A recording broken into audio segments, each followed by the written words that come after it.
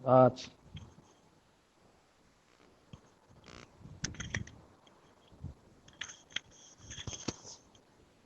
आज हमने के लोक साहित्य से आगे निकल के अब चली जा शिष्ट साहित्य के ओर, जौना में दू गो भाग बा। एगो बा कृति के परिचय आ एगो कृतिकार के परिचय।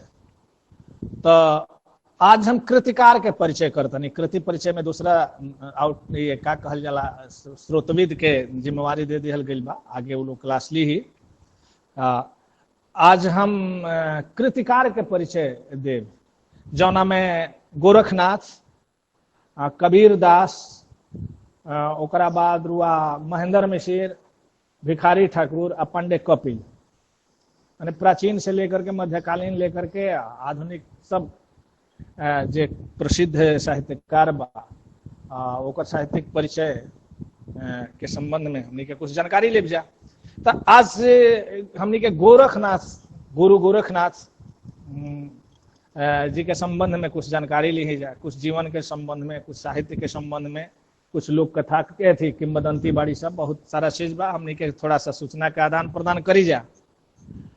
साहित्यिक दृष्टिकोण से जहां तक सवाल बा, तो एमे रुआलो के मालूम बा कि भोजपुरी साहित्य के जो इतिहास बा, ओकर भोजपुरी साहित्य के इतिहास के इतिहासकार लो ले गिल बा सिद्धनाथ के साहित्य से।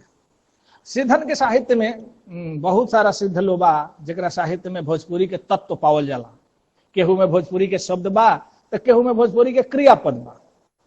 जैसे सिद्ध साहित्य में जौन पहिलका सिद्ध बाड़ा ना, कहीं की पहिलका कवि जरा का मानल गई बा सरहपा, तो सरहपा के काव्य में भोजपुरी के तत्व पावल जाला। ओकरा बाद रुआ आई तो एगो डोम्भिपा बाड़े, कुकुरिपा बाड़न सिद्ध। एहलो में ये भोजपुरी के पद पावल जाला, क्रियापद भी पावल जाला, भोजपुरी के शब्द पावल जाला। तो ओजे से शुरुआत बा। कैसे बा उनकर, जहां पवन नहीं संचरई, रविशस नहीं पवेश, तहबट चित विश्राम करू, सरहे कही उवेश। तो भोजपुरी के में सरहे शब्द आइल बा। ना नाम में एकार लगा के आदमी कहेला, ओकरा पौन बा, संचरई बा, ये कुल भोजपुरी के पहिलका रूप दिखाई देते हुए। आज भुसुक बंगाली भैली,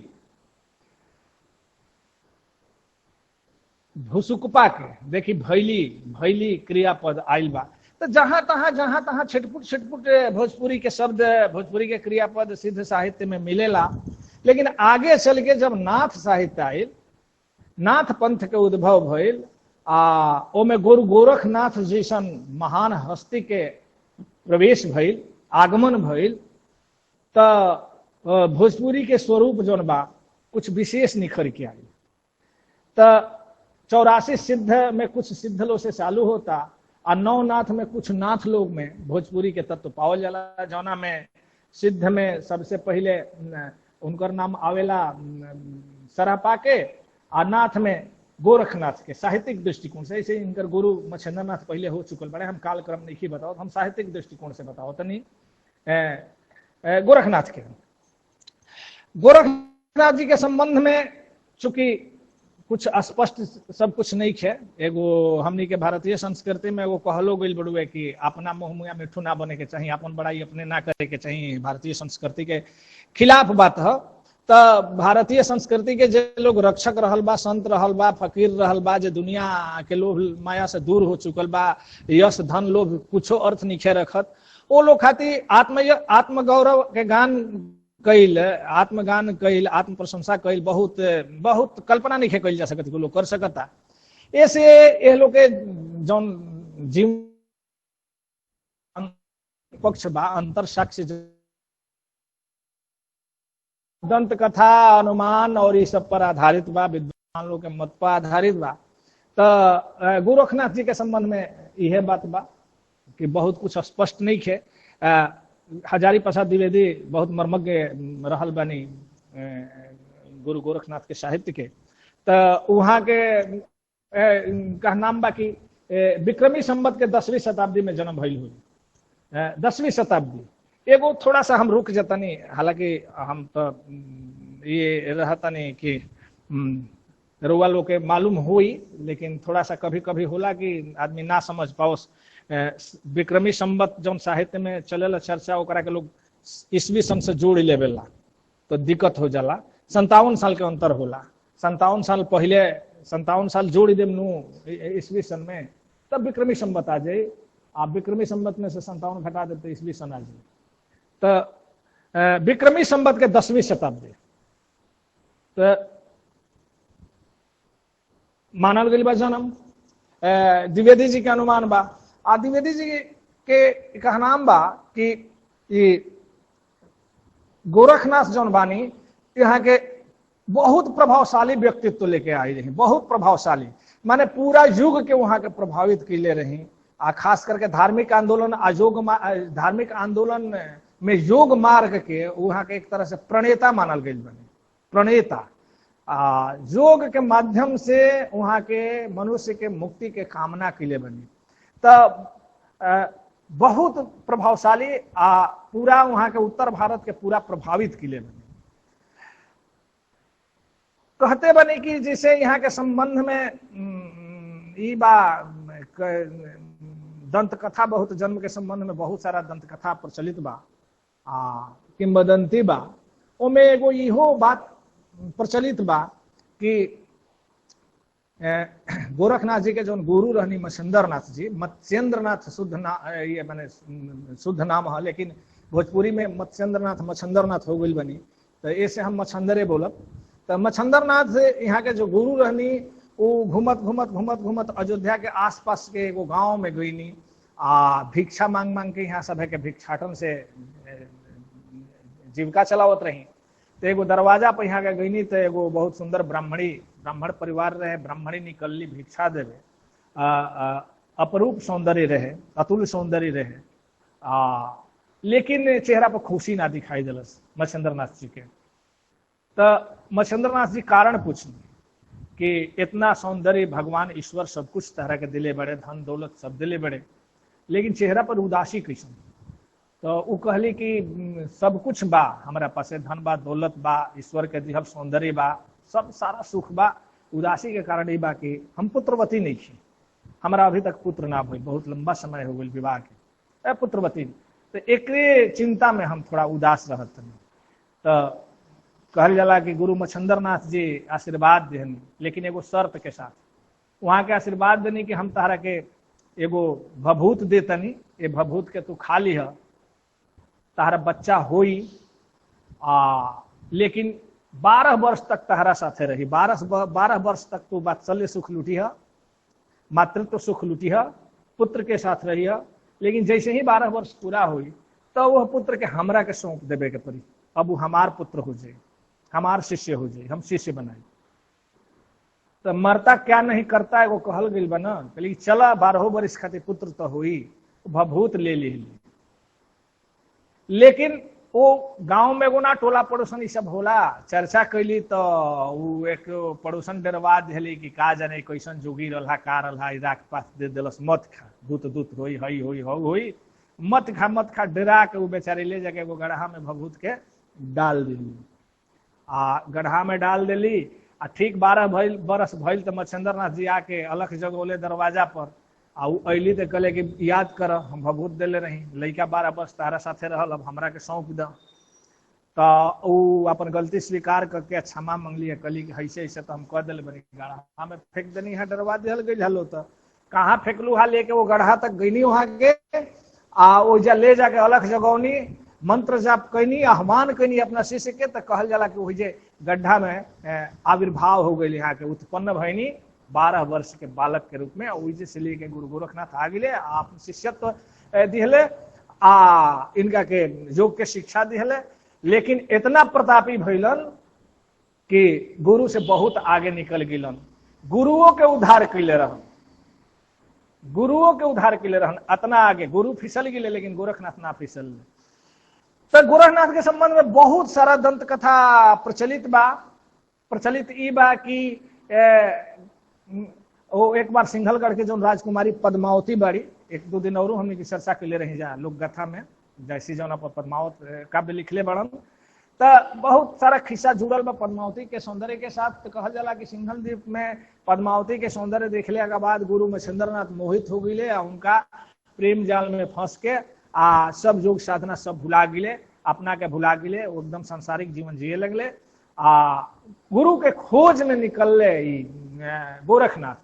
जब पता चलल कि गुरु विचलित हो गई बड़न, तो कुछ ऐसा दोहा सुनौलन कि उनकर आत्मज्ञान फिर जागृत भइल, अंधकूप से बाहर निकलले। तो गुरु के उद्धारक के रूप में शिष्य के एथी कल गेल बुढ़वे।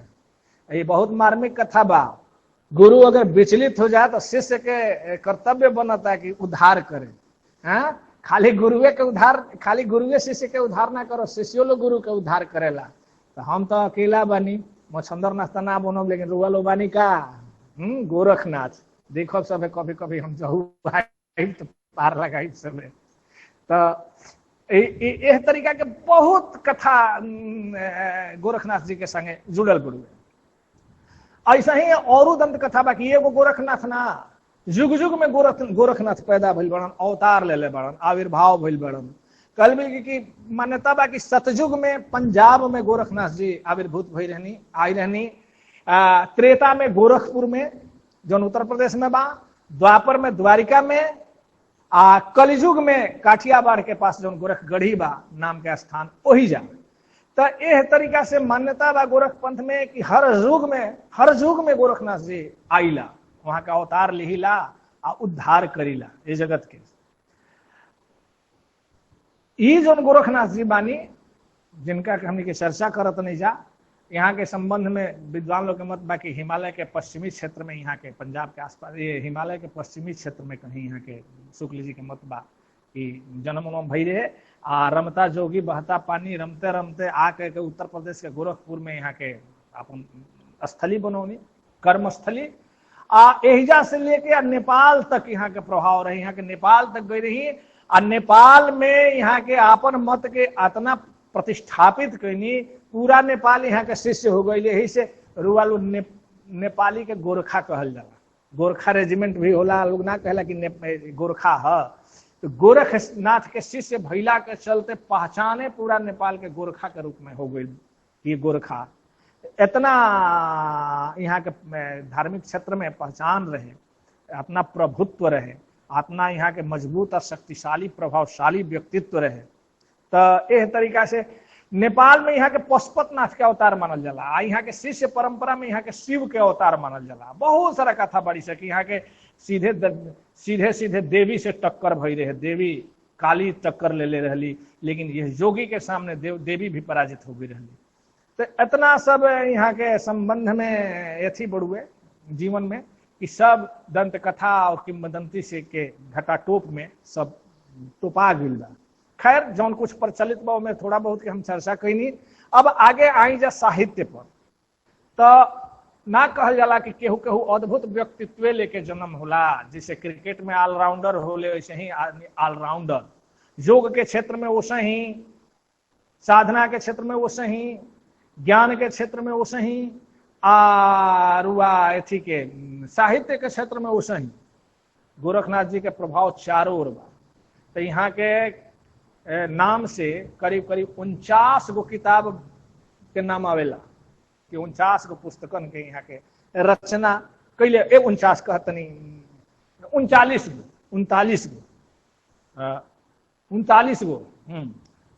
गो पुस्तकन के यहाँ के रचना कैले बनी, जवना में संस्कृतों के ग्रंथ बा, अपभ्रंशों के ग्रंथ बा, भोजपुरियों में कुछ लिखाइल बा। भोजपुरी में अलग से यहाँ कोनो ग्रंथ नहीं है, वही में जो पहले वो लिखले बनी वहाँ के नो देसी भाषा में, एथी में अपभ्रंश में। तो वही में भोजपुरियों के बहुत सारा पद आइल बा। तो संस्कृत में यहाँ के कई गो लिखले बनी ग्रंथ, गोरक्ष शतक, गोरक्ष पीठिका, गोरक्ष गीता, विवेक मार्तंड, ओकरा बाद रुआ ये में हिंदी में शब्दी पद शिष्या दर्शन कुल ढेर बा, हमारा 39 याद नहीं है, का झूठ बोली। तो इस तरीका के ये आवेला। रुआ हिंदी साहित्य के इतिहास में वगैरह में अभी हाल में अर्जुन तिवारी के आयल बा, में कुछ यहाँ वहाँ के दिले बनी कि शब्दी के 275 गो शब्दी में छंद बा, तो में रुआ 46 गो छंद भोजपुरी के बा। पद नामक पुस्तक में 62 गो पद बा, में 20 गो भोजपुरी के बा। शिष्या दर्शन में 31 गो पाँति बा, में 7 गो पाँति बा। ऐसा ही कोनो में 5 गो 10 गो 7 गो 8 गो यही तरीका करके आयल बा। कोनो स्वतंत्र पुस्तक नहीं थे, लेकिन भोजपुरी के इतिहास में एगो माने मील के पत्थर साबित हो रहल बा गुरु गोरखनाथ जी के जौन यथी बा रचना बा। अब रचना के भाव भूमिका बा एकरा के बतावल बहुत अर्थ नहीं खे रखत, क्योंकि काहे से कि स्पष्ट बा कि यहाँ के योगी रही, योग साधना निर्गुण माने निर्गुण ब्रह्म के उपासक रहनी। तो यह तरीका से यहाँ के काव्य जौन बा वो योग साधना अब बाह्य योग साधना के समर्थन में बा, अब बाह्याडंबर पूजा पाठ ढकोसला के विरोध में बा। कहल जाला कि कबीर पर गोरखनाथ जी के पूरा प्रभाव बा, कहीं कहीं तो पूरा एकदम यहाँ के कविता के छाया रूप में वहाँ के अपन रचना कई गो कदले बनी साखी वगैरह के। तो अगर गोरखनाथ जी के समझे के होखे तो कबीर दास जी के रुआ ढेर पढ़ले होगा तो समझ सकीला कि ठीक यही तरीका के यहाँ के बाहरी आडंबर के विरोध करत रही। आंतरिक शक्ति के योग के ईड़ा पिंगला सुसुमना 3 गो नाड़ी होला ना, तो योग मार्ग से 3 नाड़ियन के जगा के ब्रह्म के साक्षात्कार प्राप्त करे के यहाँ सब योग साधना से मार्ग बतौले बनी। बाकी कुछ ऐसनो चीज बा जौना में व्यवहारिक ज्ञान के बात कल गई बा। आई बड़ा संतोष के बात बा कि भोजपुरी के ज्यादा पद जौन बा वो व्यवहारिक ज्ञान के बात पदन में कल गई बा।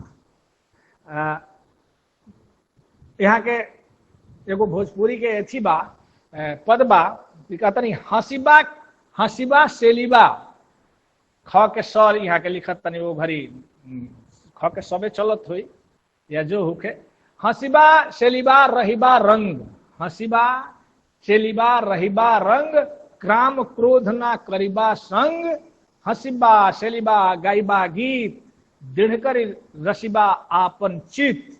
देखी हसीबा खेलिबा रहिबा हमनी के हंसब खेलब आ रहब आ ओकरो से फिर इकारांत लगा के ओकर और नया भोजपुरी के नया रूप हो गई बा हंसब खेलब या रहब। लेकिन आजो देखिए उत्तर प्रदेश में बनारस वगैरह में जाए तक करबा कैला गैला अबहियो चलेला, तो ए रूप अबहियो विद्यमान बा। तो ए हंसिबा खेलिबा रहिबा रंग काम क्रोध ना करिबा ना, देखिए निषेध सूचक ना साफ आइल बा, करिबा संग सब ये सब भोजपुरी के शब्द। तो अर्थ बा कि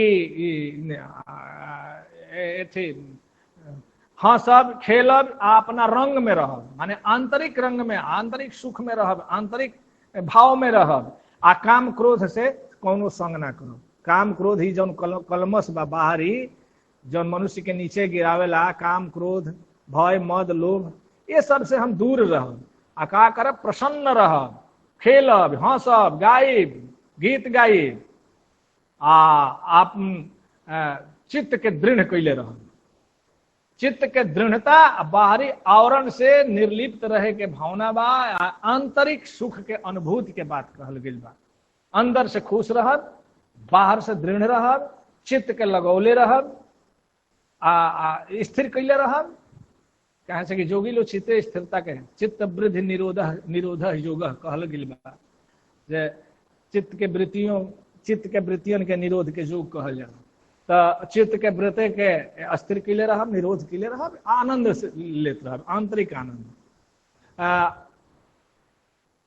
देखे ध्यान धरे के जौन अथी बा लोग कहला कि हैसे होइसे बहुत सारा ओकरा के जटिल बनावेला लो। गोरखनाथ जी बहुत सहज रूप से कहत तनी ध्यान हंसीबा खेलीबा धरीबा ध्यान, हंसत खेलत तू ध्यान धारण कर सकता रह, ध्यान धारण कर अहनिश करीबा ब्रह्म ज्ञान, हंसत खेलत आनंद मनावत तू ध्यान में रह हमेशा। आ ब्रह्म ज्ञान रात दिन ब्रह्म ज्ञान में लागा रहा, माने ब्रह्म ज्ञान में लागा रहा, ओकरे आनंद में निमग्न रहा, हंसत रहा, खेलत रहा, बोलत रहा, एकदम प्रफुल्लित जीवन जियत रहा। हंसे खेले न करे मन भंग, ते निश्चय सदानाथ के संग। जे हंसत खेलत रही या मन के भंग ना करी, चित्त के एने ओने ना करी, चित्त के स्थिर लगौली रही, ओकरा के ओकरे ईश्वर के संग, ओकरे नाथ के संग मिली।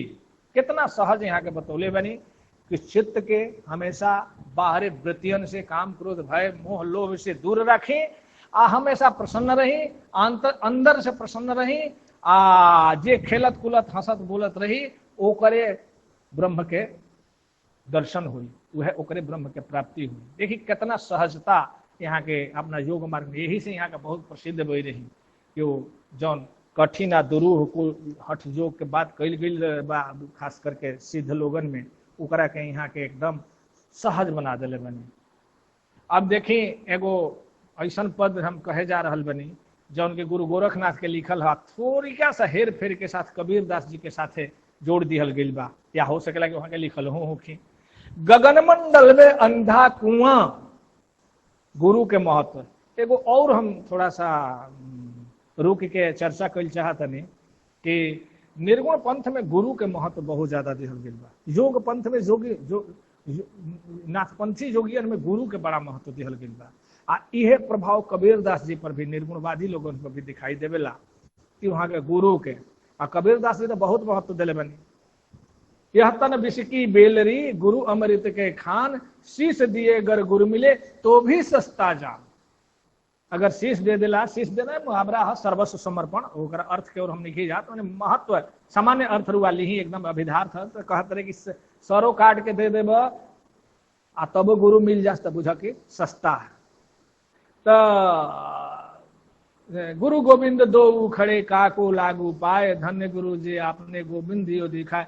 और ईश्वर से भी बड़ा महत्व गुरु के, कहे से ईश्वर सामने बढ़े लेकिन गुरु ना बती है तो पहचाने ना हो। तो गुरु राह बतावेला। गुरु सुआ जैसी कले बड़े, गुरु सुआ जे ही पंथ दिखावा, बिन गुण जगत को निर्गुण पावा।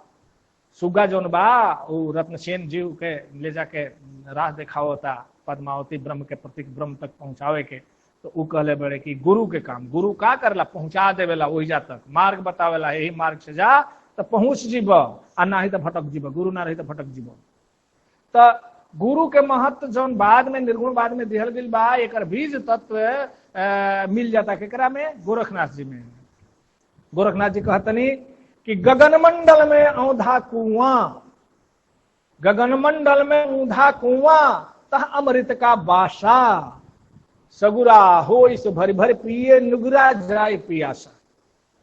दूसर का लाइन से मतलब बा, पहल का जो लाइन बा वो थोड़ा योग साधना से बा। औंधा कुआ अमृत के बासा कंठा सहस्रार चक्र और का से जुड़ल बड़ुए। हमारा मतलब बा गुरु के महत्व देखावल। तो सगुरा हो इसे घरी भरी गगन मंडल में जौन औंधल कुआं बा ओकरा में अमृत के निवास बा, लेकिन वो अमृत के पी सकता जे सगुरा हुई, जे गुरु वाला हुई, जेकरा पास गुरु हुई, ना ही तो जे निगुरा हुई वो पियासले रह जाए। तो सगुरा निगुरा दू, सगुरा माने गुरु के सहित जेकरा पास गुरु हुई उहे ओह अमृत के पी सकता, वही औंधल कुआं तक जा सकता।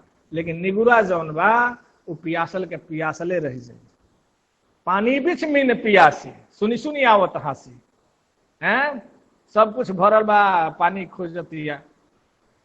तो एह तरीका से जौन बा गोरखनाथ जी के जौन भोजपुरी कविता बा में बिल्कुल व्यवहारिक ज्ञान के बात दिहल गई बा।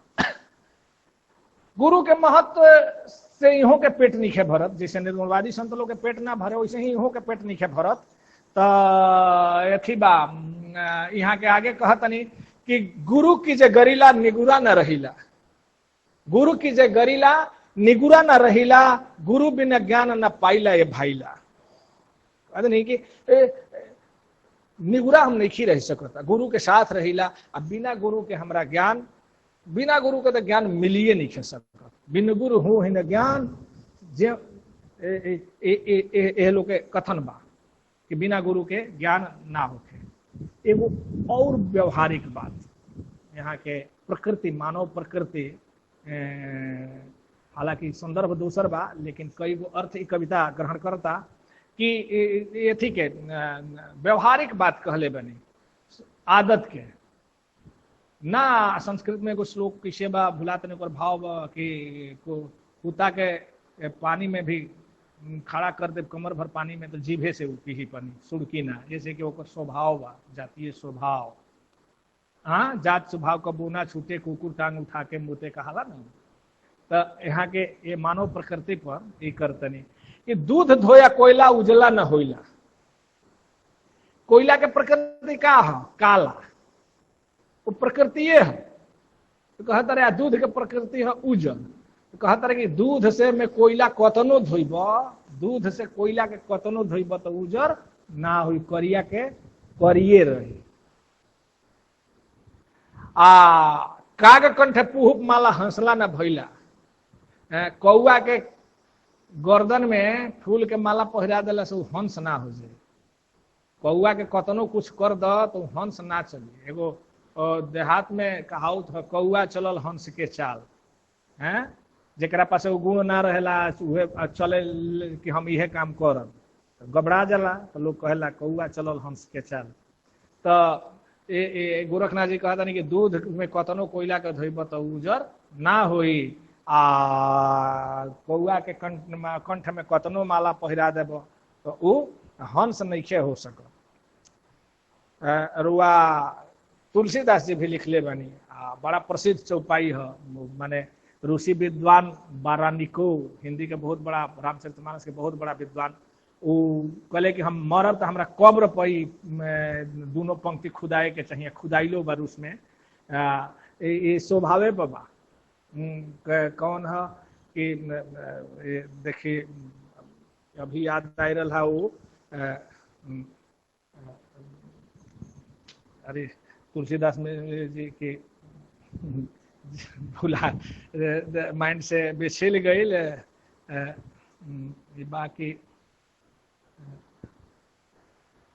बिछल गई, अब छोड़ी। यहाँ के अब माइंड वो हो जाए लगल जब ले वो निकली ना।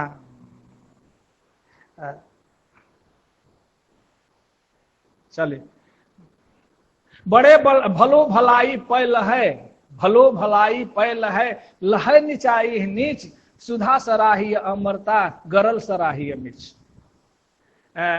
जौन बा वो भलो भलाई पैल है, लहै निचाई, जे भलाई करे वाला बा वो भलाइये करी, या निचाई करे वाला बा जे नीच प्रकृति के वो निचाइये करी, आ जे भलाई भल प्रकृति के बा वो भलाई करी। जैसे अमृत के काम बा, अमृत तो दिहल, जीवन दिहल, आ गरल के काम बा मृत्यु दिहल। वो प्रकृति बा, विष पियब तो मृत्यु देबे करी, अमृत पियब तो ओकर स्वभाव बा। तो ये एगो लंबा परंपरा आ रहा बा मानवीय वृत्तियन के चित्रण, जौन गोरखनाथ जी के साहित्य में मिलत रुए। गोरखनाथ जी इंद्रिय निग्रह पर बहुत ज्यादा जोर दिले बने, इंद्रिय निग्रह पर बहुत ज्यादा जोर दिले बने। कले बनी कि प्रतीकात्मक बा कि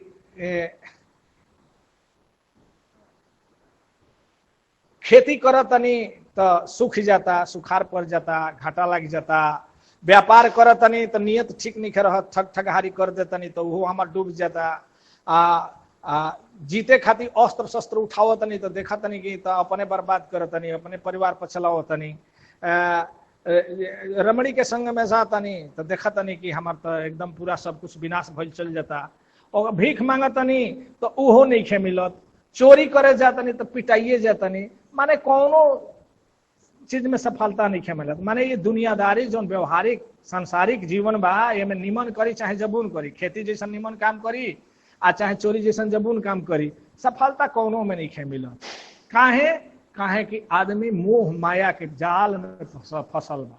मोह माया में रहला के चलते चाहे अच्छा काम करी चाहे खराब काम करी, परिणाम जौन बा वो अच्छा नहीं खे आवत, परिणाम बुरा आवता। तो कहत रहे कि माने कहे का अर्थ कि आंतरिक सुख नहीं खे मिलत, आंतरिक सुख नहीं खे मिलत। गलत ढंग से कतनो पैसा हो जाई लेकिन दिल में सुख ना मिली, हमेशा मन बेचैने रहता। आधुनिक जीवन में व्याख्या करी तो नींद के गोली खाही के बा, लुका के सुतही के बा, हर आदमी के शंका के दृष्टि से देखही के बा कि कहीं हमरे पता नहीं खेता कहत केहू भेजले तो नहीं खे, तो लगले बा केस मुकदमा देख ले तोड़ दे लगले बा। तो खुशी नाम के चीज नहीं खे। खुशी कहाँ से आवेला? अंतर से आवेला। वो आंतरिक खुशी कहाँ से हुई? जब ये सांसारिक माया मोह के त्याग करल। तो कहतरन कि यही से इस सब कुछ कह के हम देख लेनी, सब में हमारा घाटे लगाता, घाटा का बिजनेस बा। ये संसारिक जीवन में जौन कुछ भी उपलब्धि हासिल करे के कोशिश करेला आदमी, वो घाटा का जीवन बा। तो फायदा का जीवन का बा? कहतरन कि सब मोह माया लोभ लालच त्याग के अवधूत बन गई है। यही से अवधूत बन जा, फकीर बन जा। गाविलन गीत दमादम मस्त कलंदर, बस कलंदर बन जाई है। कलंदर का सब कुछ जे अपन लुटा के एकदम भिखारी हो गई, वह कलंदर कहाला। तो कलंदर बन जाई, फिर तो सुख मिल ही लगी है। इंद्रिय विजय कर ली, इंद्रिय से परे चल जाई, फिर जौन सुख मिली वह महासुख है। वही सुख के गोरखनाथ जी कहतनी कि वही सुख के लूटतनी, आ सबके लूटे के चाहिए। वहां के मार्ग बताओ तनी कि मोह त्याग करके, माया त्याग करके, इंद्रिय निग्रह करके अपन मन के स्थिर कर ली, और फिर देखे कि कौन आनंद के प्राप्ति होते हुए। वही आनंद के प्राप्ति गुरु गोरखनाथ जी बताओ तनी। ये बाहरी जौन पूजा पाठ है सब दिखावा बा, एक वहां के विरोध करतनी है। कैसे कबीर जी कहले, मन ना रंगायो रंगायो जोगी कपड़ा, आसन मारी पूजासन बैठे दढ़िया बढ़ाई जोगी बनी गई बकरा है। तो यह तरीका से ये सब माने बाहरी ढंग के निषेध गुरु गोरखनाथ जी के काव्य में कविता में मिलेला। वहां कहते नहीं कि सजीव तोड़िला निर्जीव पूजिला, सरजीव तोड़िला निर्जीव पूजिला, पाप चिकरणी पार कैसे उतरीला। माने सजीव फूलन के जौन एकदम हंस रहल बा, खिलखिला रहल बा, जाकर मरोड़ दे तरह गर्दन का पत्थर के खुश करे खातिर। के एगो गुनाह के माफी मांगे गईली मंदिर में, तो 4 गो के गर्दन मरोड़ के फूल के ले ले गई, दूसर का गुनाह कर दी। केहू के गर्दन मरोड़नी या गईनी ईश्वर से माफी मांगे मंदिर में, तो 4 गो फूल के गर्दन मरोड़ के गईनी, तब वो ज्ञान होता कि एगो के माफी मांगे या 4 गो के गर्दन तुड़ ले। ये हमरो ठीक ना लगेला। जहाँ फुलाइल बा तो हमें समर्पित कर दो। अगे के वो कविता बानू, सम्राज्ञी का नैवेद्य दान है। तो सम्राज्ञी है कहतरी गौतम बुद्ध के कि हे महाबुद्ध, जहाँ फूल फुलाइल बा वही हम समर्पित करतन है। तो सजीव फूल के तूर के निर्जीव पर चढ़ा देला से पाप के मुक्ति ना मिली। नइखे केहू एकरा से पार जा सकत। मुक्ति तबे मिली जब आत्मज्ञान हुई। आत्मज्ञान कैसे हुई? जब योग के अपनाई। योग कैसे हुई? जब चित्त के स्थिर करब, चित्त के स्थिर करब योग द्वारा, तो फिर वो ब्रह्मरंध्र से जौन अमृत झरी ओकर पान करके आदमी वो हो जाए, ब्रह्ममय हो जाए। तो यह तरीका से देखल जाओ तो गोरखनाथ जी के जौन भोजपुरी रचना बा वो हमें व्यवहारिक जीवन के बात ज्यादा कहल गई बा। आगे चल के खास करके निर्गुणिया संत कबीर वगैरह के एगो बहुत बड़ा आधार बनत बा। तो कबीरदास जी के बहुत बड़ा महत्व बा कि योग के वहाँ के सहज सुलभ बनौनी, दुनिया में ओकर प्रसार कैनी, ओकर प्रसार कैनी, आ वो हमें यहाँ के भोजपुरी कवितन के बहुत बड़ा योगदान बा। इस तरीका से भोजपुरी साहित्य के विकास में गोरखनाथ जी के जो योगदान बा वो हमेशा स्मरणीय बा, हमेशा याद रही। भोजपुरी साहित्य गोरखनाथ जी के हमेशा ऋणी रही। एगो बात और कह के समाप्त करब कि गोरखनाथ जी के बाद यहाँ के जो शिष्य परंपरा कुल बाड़ी से, उस शिष्य परंपरा में चौरंगी नाथ भइल बड़न, रुआ भरथरी वगैरह, इस सब लोग भोजपुरी में बहुत अच्छा अच्छा रचना कैले बा। तो जोगे के क्षेत्र में, ना साहित्य के क्षेत्र में, भोजपुरी के क्षेत्र में यहाँ के एगो नाथ परंपरा आगे चलता, जौना के बहुत बड़ा योगदान बा। अतना कह के आज के हमनी के वर्ग के यही जे स्थगित कर दे जा, फिर काल देखल जाए, फिर काल के रूप होई, कबीर दास जी पर काल हो जाए। बहुत बहुत धन्यवाद। प्रणाम सर।